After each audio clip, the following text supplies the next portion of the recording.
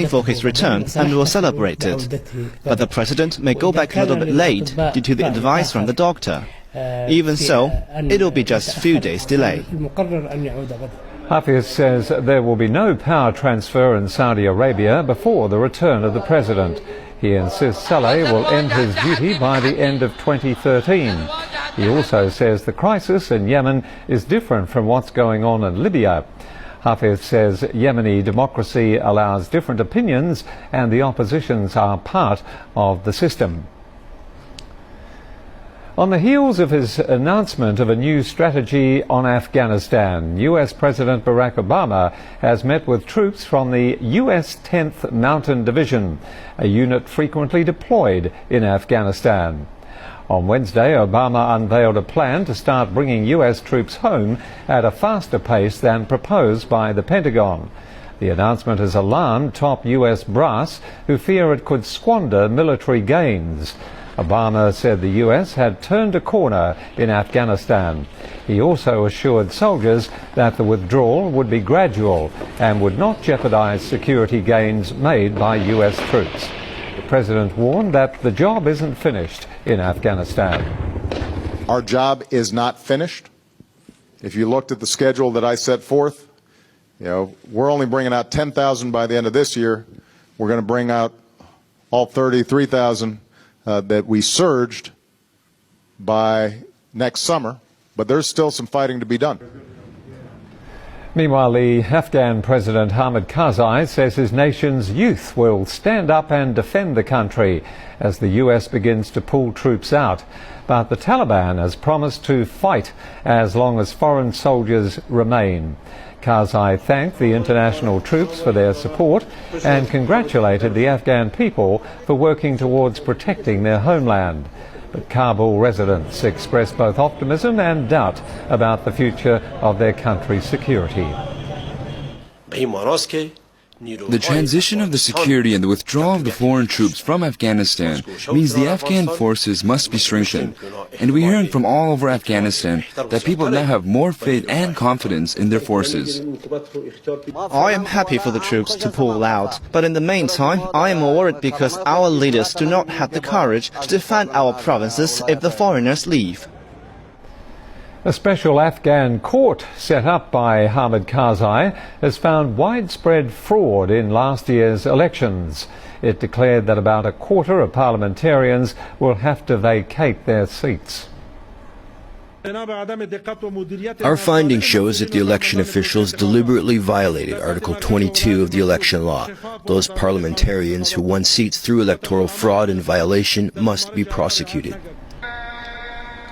The court ruled that 62 lawmakers elected to the 249-seat lower house would have to vacate their seats and be replaced by new members. Akik says the tribunal has recounted all valid votes from all 34 provinces and called the ruling final. A losing candidate who'd filed a lawsuit contesting the election results was pleased. He wants to see those who will lose their seats under the new ruling obey the law and leave. With just over a week till polling day, the 6 major parties campaigning in Thailand's general election have held a televised national debate, with each party given the opportunity to present their policies on a number of different topics. There was little opportunity for the candidates to challenge each other, but the campaign has recently taken a turn. The ruling Democrats are pointedly reminding the electorate of the political unrest caused by the red shirts that has hit Thailand for the past 2 years. Tony Chang reports from Bangkok. Sitting in the dark, but is one of these men a leader in waiting?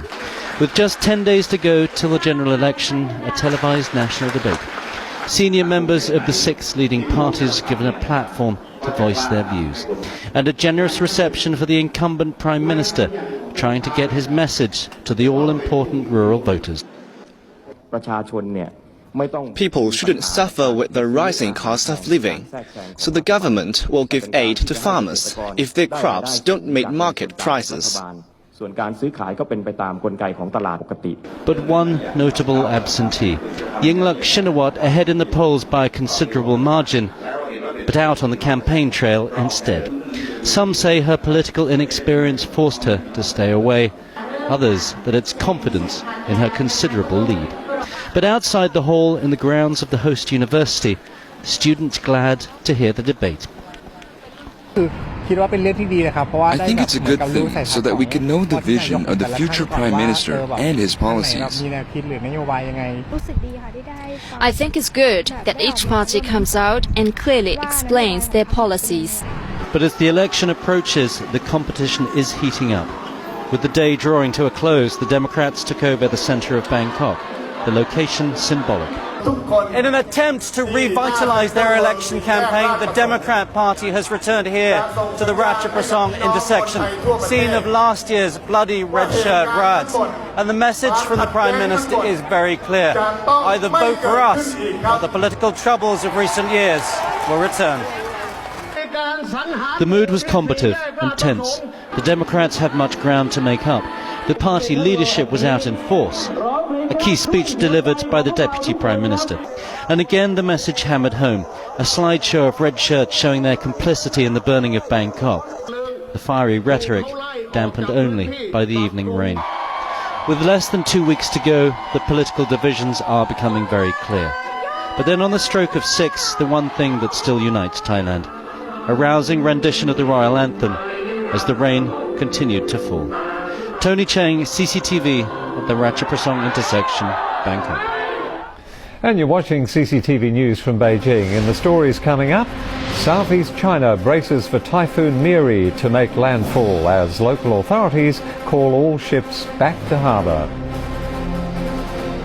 And all aboard. China's Railway Ministry says the much-anticipated high-speed rail link between Beijing and Shanghai will open for business on June 30th. And welcome back to CCTV News. Typhoon Miri is approaching the East China Sea. Fujian and Zhejiang provinces are bracing for heavy winds and rain. Thunder showers and downpours are in store for the northern and mid-east part of Zhejiang. The local meteorological agency says Miri's rapid speed indicates its increasing strength. Wind along the Zhejiang coast is expected to climb to force 8 gales starting from tonight and reach force 11 by tomorrow. The agency has issued a warning for all ships to return to harbour. Heavy rain has pounded Beijing, causing chaos for the capital's transport. Major roads were gripped by gridlock on Thursday night and some subway services were suspended. About 300 flights in and out of Beijing were also delayed. Su Xiaoxiao has the details. The storm rolled in at 4 p.m. on Thursday. For 4 hours, it lashed Beijing with its heaviest rain this year. The city received 35 millimeters of precipitation by 5:30 p.m. Some major roads were submerged in up to 20 centimeters of water, wreaking havoc for motorists and pedestrians alike. More than 7,000 traffic police worked to ease the gridlock. Powerful winds, hail, and up to half a meter of rain has hit some areas. Earlier, we advised people to be prepared for the storm. Water leaked into the subway along some lines.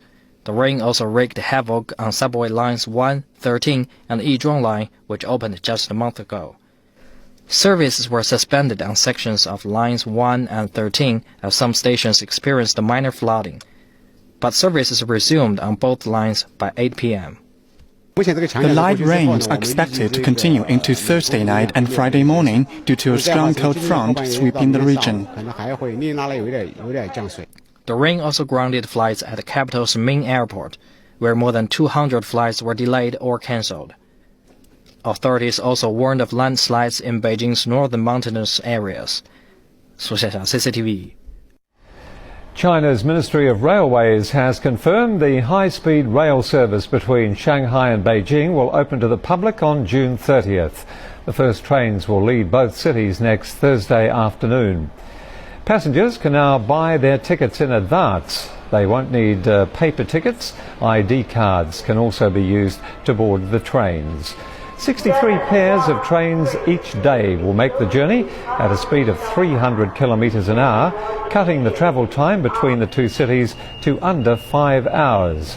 27 other pairs of trains running 250 kilometres an hour will complete the trip in about 8 hours.